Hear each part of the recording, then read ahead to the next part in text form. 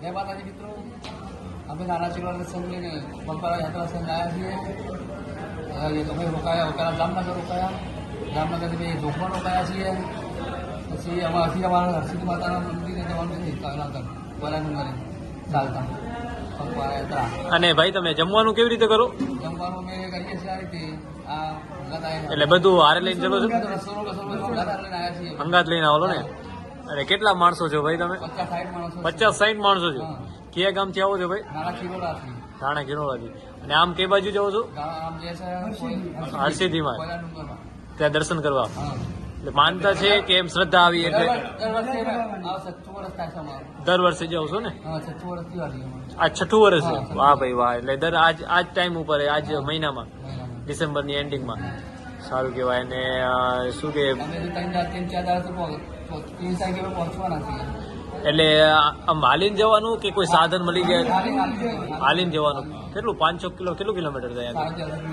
450 kilometre થાય. સારું કહેવાય, સારું કહેવાય ભાઈ. 7,000 કિલોમીટર થાય. 23 તારીખે પહોંચી જઈશું. 23 તારીખે પહોંચી ગયા છો ને? 50-60 માણસો, એમાં બધી 5-6 ફેમિલી હશે. કેટલી હશે? 7-8 પરિવાર. આખો પરિવાર આવે છે ને? ખૂબ સારી વાત કહેવાય ભાઈ. તમે આટલી યાત્રા કરો છો, 500-600 કિલોમીટર કાપીને હાલીને તમે જાઓ છો, બહુ મોટી વાત કહેવાય. અમે આશાપુરા 180 કિલોમીટરમાં જઈ તો થાકી રહી છે. તમે કેટલા દિવસ થયા તમને હાલીને?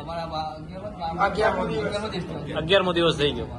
બહુ સારી વાત કહેવાય. 11મો દિવસ. હજી કેટલા 2 દિવસ લાગશે કે 3-4 દિવસ? 3 દિવસ ને. કેટલા કિલોમીટર છે હજી? 120 કિલોમીટર. હા, જ્યાં સારી જગ્યા હું કને રોકાઈ જવાનું ને ત્યાં કને તમારું જે અંગાત રસોડું છે એ રસોડું બધું લઈને પછી કરી લેવાનું એમ ને? ત્યાં જમવાનું બનાવી દેવાનું એમ ને?